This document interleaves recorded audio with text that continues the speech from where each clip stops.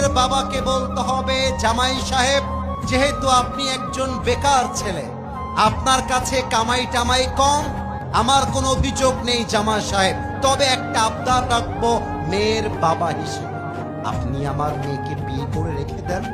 আমার মেয়ে আমার খরচে চলতো, আমার খরচেই চলবে, আমার বাসায় ছিল, আমার বাসাতেই থাকবে, তবে আমার মেয়ে আপনার গার্লফ্রেন্ড হয়ে নয়, আপনার বউ হয়ে থাকবে।